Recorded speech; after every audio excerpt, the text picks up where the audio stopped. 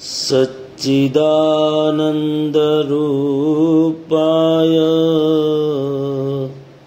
विश्वोत्पत्त्यादिहेतवे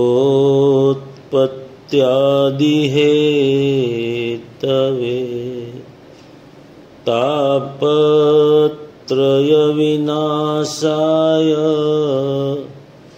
श्रीकृष्णाय वयं नुमः। आप सभी को मेरा सादर प्रणाम। जय सिया राम, जय श्री कृष्ण, राधे राधे। आज हम चतुश्लोकी भागवत के चतुर्थ श्लोक की चर्चा करेंगे, लेकिन इस चर्चा के पूर्व में मैं एक ऐसे व्यक्ति का जिक्र करना चाहूँगा जिसे आप सभी लोग बहुत अच्छी तरह से जानते हैं, भली भांति जानते हैं।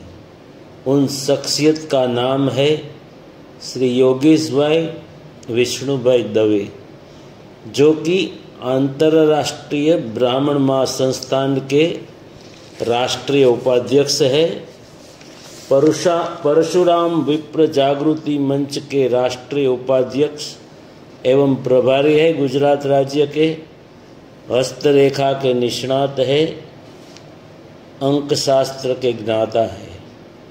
अपनी अनेकानेक व्यस्तताओं के बीच अपना बहुमूल्यवान समय निकालकर मुझे प्रेरित करते रहे हैं, मुझे मार्गदर्शन देते रहे हैं। मैं किरण कुमार के त्रिवेदी श्री योगेश भाई के प्रति मेरी यूट्यूब चैनल के त्रिवेदी ऑफिशियल @2890 के माध्यम से आभार प्रकट करता हूँ। मुझे विश्वास है कि आगे भी वो मेरा मार्गदर्शन करते रहेंगे और मुझे प्रेरित करते रहेंगे। तो चलिए अब हम चतुश्लोकी भागवत के अंतिम श्लोक की चर्चा का शुभारंभ करते हैं।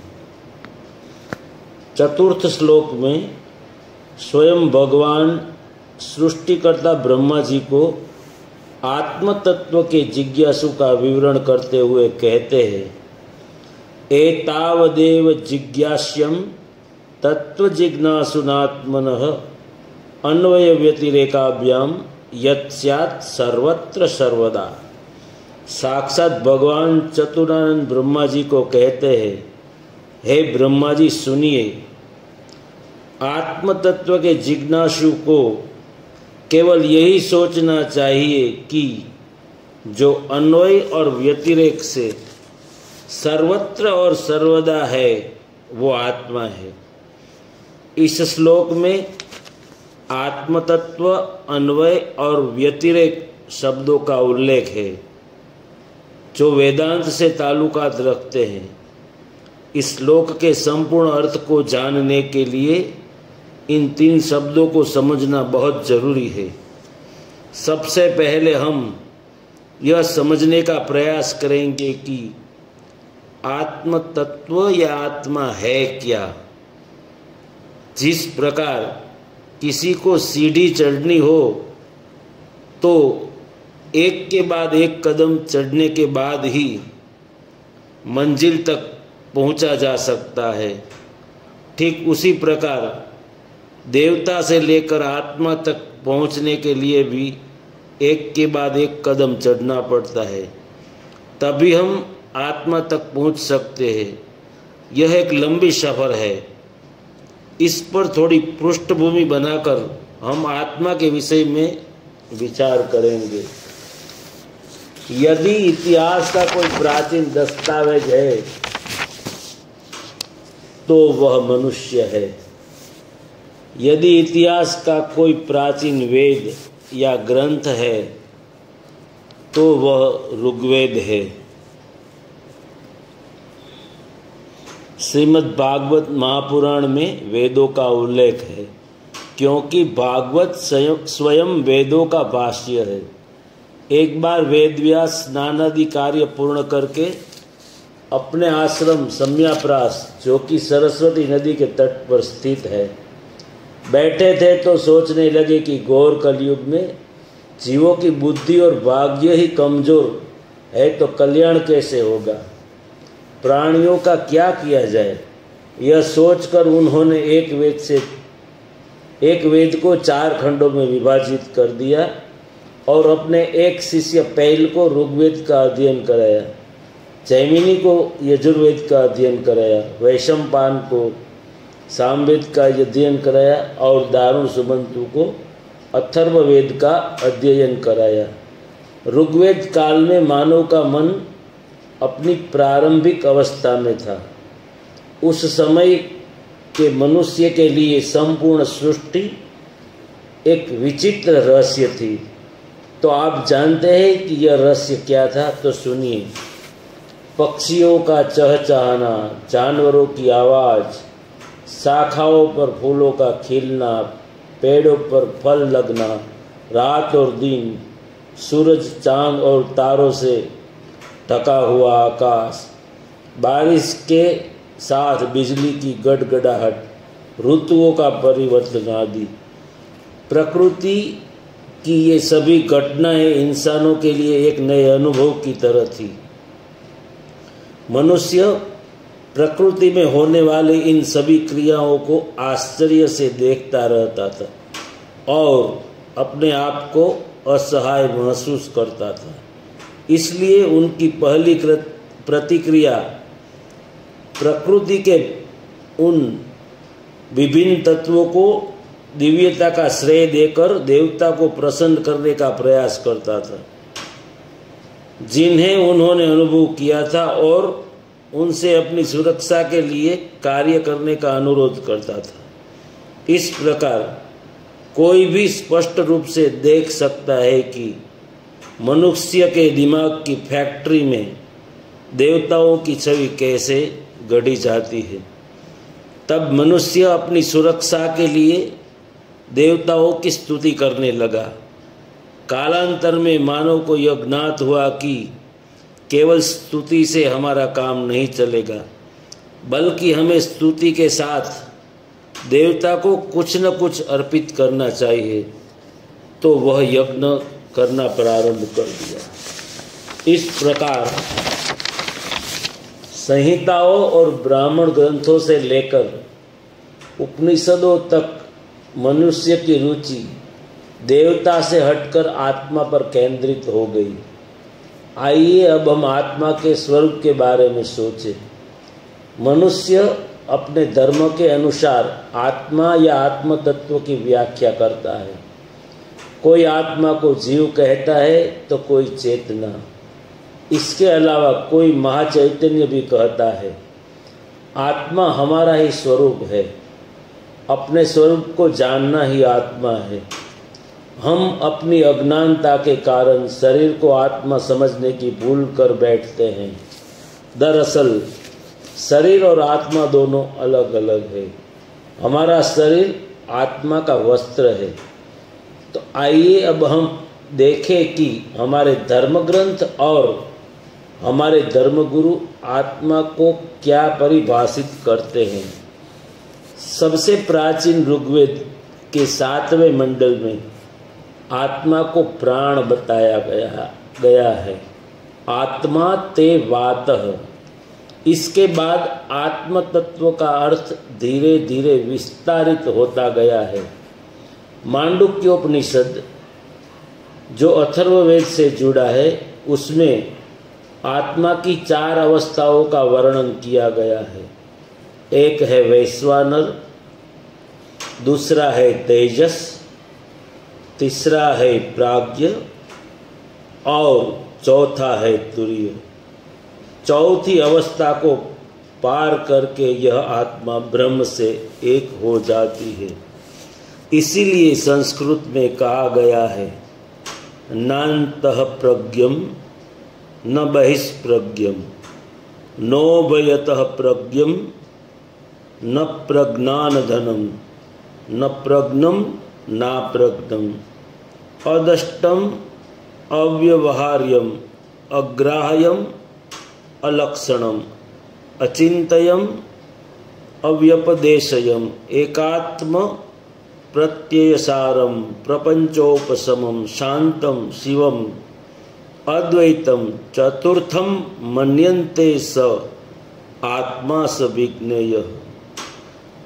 उसका अर्थ है वह न अंत प्रज्ञ है न बहिष्प्रज्ञ है, न उभय प्रज्ञ है न वह प्रज्ञान धन है, न ज्ञाता है न अज्ञाता है।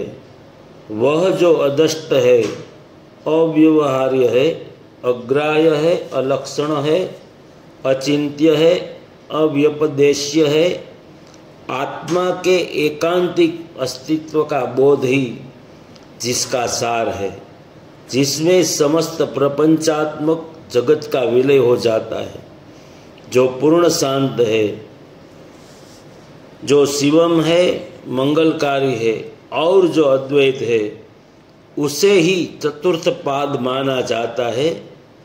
वही है एकमात्र, वही जानने योग्य तत्व है।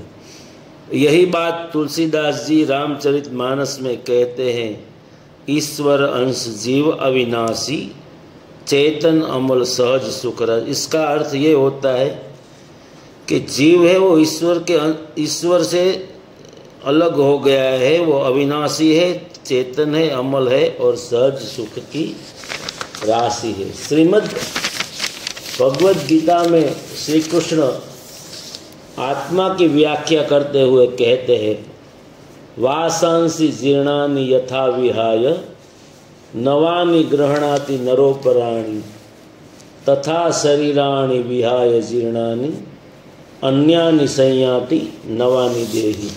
उसका मतलब है, जैसे मनुष्य पुराने वस्त्रों को त्याग कर नए वस्त्रों को ग्रहण करता है, वैसे ही जीवात्मा पुराने शरीरों को त्याग कर दूसरे नए शरीरों को प्राप्त होता है। इस प्रकार हमारे धर्मशास्त्र और धार्मिक गुरु एक स्वर से आत्मा की स्थिरता, निराकारता और अमरता पर जोर देते हैं।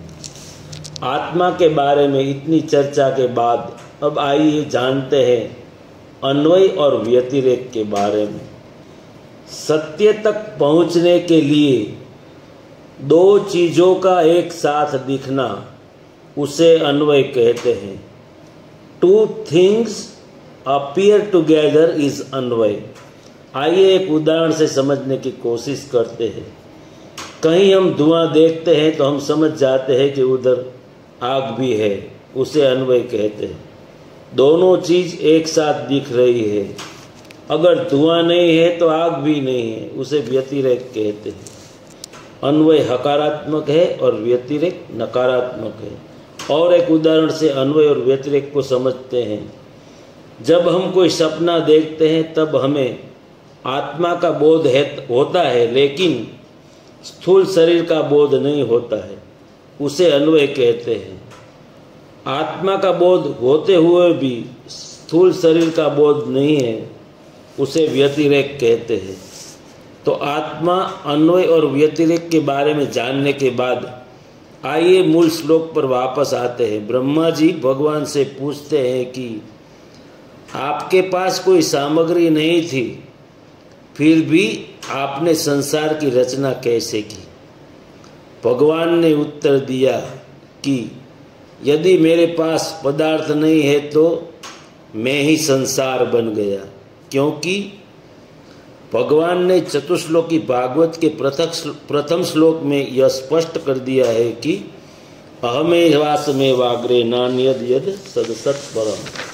किसी भी कार्य के दो कारण होते हैं, कर्ता और कर्म, जिसे हम कारण और प्रभाव का श्रेय देते हैं।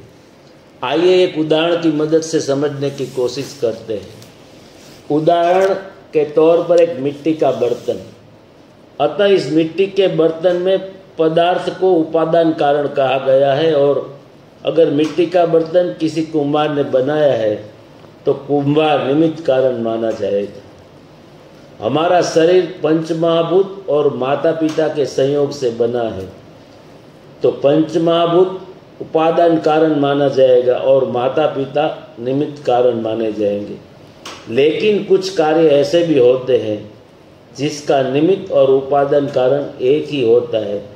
उदाहरण के तौर पर मकड़ी अपनी लार से जाल बनाती है तो पदार्थ बाहर से नहीं लाती है, अपनी लार से जाल बनाती है, तो मकड़ी निमित्त कारण और उपादान कारण दोनों कही जाएगी। उसे अभिन्न निमित्तोपादान कारण कहते हैं। मकड़ी की तरह भगवान भी अभिन्न निमित्तोपादान कारण कहे जाएंगे, क्योंकि संसार परमात्मा में से बना है। अतः जैसे सोने का हार सोने से अलग नहीं किया जा सकता, वैसे ही जगत भी जगदीश से अलग नहीं किया जा सकता। जगत के होने के लिए जगदीश का होना जरूरी है, लेकिन जगदीश के लिए जगत का होना आवश्यक नहीं है। ईश्वर सर्वोच्च स्वतंत्र सत्ता है।